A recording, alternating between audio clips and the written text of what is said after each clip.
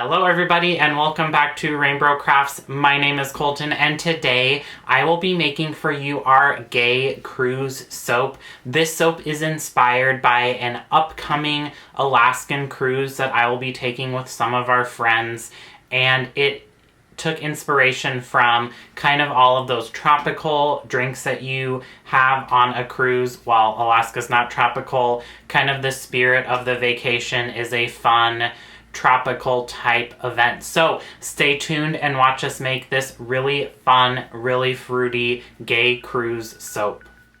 Alrighty, let's get this Gay Cruise started. So, like I mentioned in the intro of this video, this soap specifically for the month of September, our vacation collection, was inspired by an upcoming cruise that I am going on with a couple of our friends.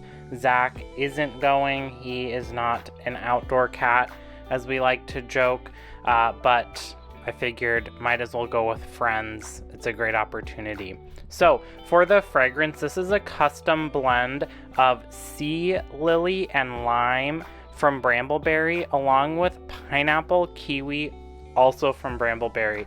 It's a very tropical, fruity, custom fragrance blend that I thought would go really, really well with the overall vibe of this soap. Along with the fragrance blend, I have added in some sodium lactate, some lye water, some colloidal oatmeal, and also some kaolin clay. And now I'm just going to blend that all up. We will just blitz this up until it comes to a nice light trace. This fragrance blend is really, really, really kind of delaying the trace of the soap. It is slowing down the soap, the saponification process. So it is still super liquidy. It's okay. It's well blended enough that I'm not super worried about maybe glycerin rivers happening. I am going to divide this soap batter up between the two slab molds that I have there. This is a double batch like I have been doing most recently, where I do one layer of one color, then divide that up between two slabs, and then I'll do a secondary layer with different colors and then divide that up as well. So we'll just scrape out this container because we will not be coming back to it. We are done with this bottom layer. I will then break out a little bit of a coppery mica. I want to say this is Ultra Sparkle Copper Mica, also from Brambleberry, but I'm not super confident on that. The kind of inspiration for this was like a Mai Tai sort of. So the bottom layer is the like rum layer. This layer was the dark rum float on the top of the Mai Tai, and then the top layer of soap is going to be the kind of like tropical fruit garnish. So we are going to whip up another batch of soap. I did that off camera because we just saw this. It is the same exact recipe, same exact fragrance, all of that. I will then break up almost all of the soap batter into 3 containers there, and then we will add in some colors, some additional mica colorant.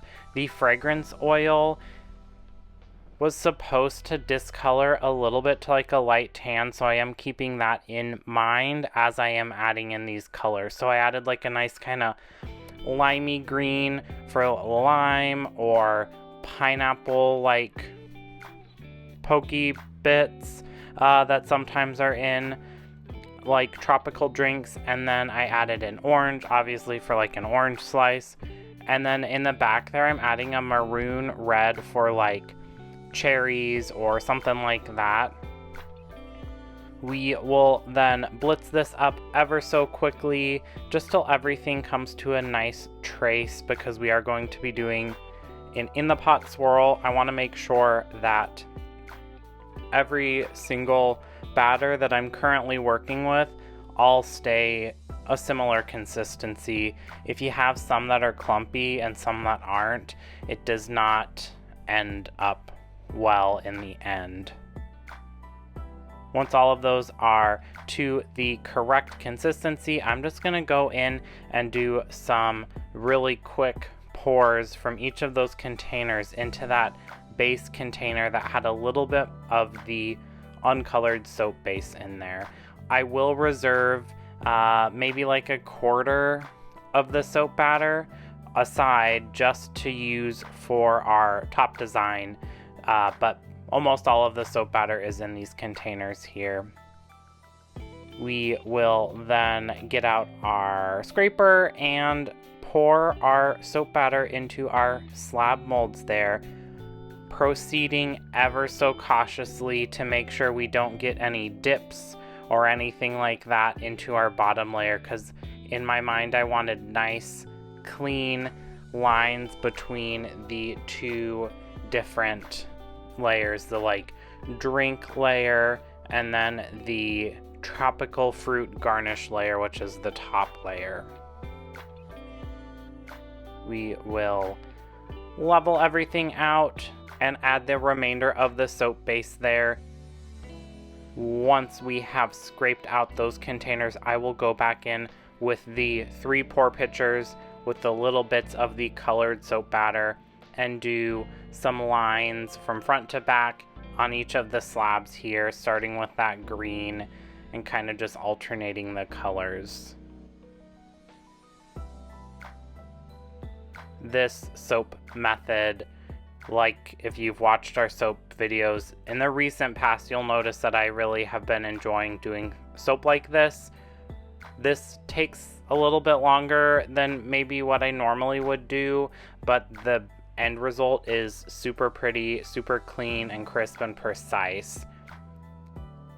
The point of that whole kind of rambling conversation though was that the soap batter stayed a really nice workable consistency, even though this took a little longer than I normally would take if I was just using one batch at a time.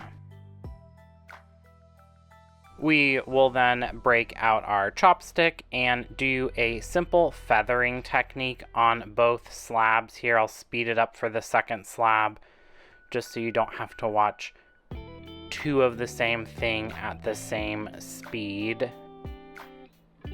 Looking back at this video, I do wish I would have either made the red maybe like a yellow, or had a different tone of red, or orange for that matter. The red and orange are too close together, but I was out of Trial by Fire, which is my most favorite red mica, and this mica leaned a little more towards the maroon color way than the like Fire Engine red. I was wanting maybe more of like a maraschino cherry, like from an ice cream shop, than like a artisan maraschino cherry from like a fancy hipster bar. I wanted a little extra something on the top there, so I did just do a big spiral to kind of scatter that color across the whole entire slab instead of just so like compartmentalized. We will tuck the soap away for 24 hours just like always, and then it is time to unmold and see our layer design there. Off camera, I did steam the soap just a little bit to make it a little more shiny. It didn't have any soda ash, but I do like to do that on all of our soap just to make it a little more finished looking in the end, and doing it as one instead of 30 bars is just way easier. We'll break that slab down, set aside our little tester bar there off to the side, and then get out Dorothy, and now it is time to see our hard work and if it paid off. And I do think it does, just based on that side view there. The layer at least is super crisp and clean, which is one of the things I was going for. And there's that finished product. I will say, if I made this again, which we usually don't do our seasonal ones like reoccurring unless they're super popular, which this could be, I would adjust those top colors just a little bit to be a little more contrasting and not so similar. The second thing I would do would be to make the bottom layer a little darker.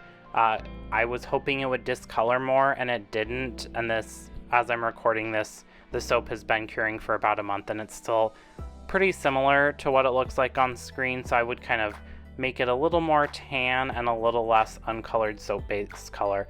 But that's all right. It still smells amazing. It still looks really great. This is our Gay Cruise soap, which will be for sale September 1st online and in person. So definitely snag yourself a bar or two before they sell out. If you do want to support the channel in another way, we have a subscription service where we can send you soaps or candles of the month from us, get shoutouts at the end of videos, and other fun perks. Check out our website, rainbrocrafts.com, for more details on that. Thanks for watching. Don't forget to like this video, comment down below if you've ever been on a cruise and any tips you have, subscribe, and we'll see you later.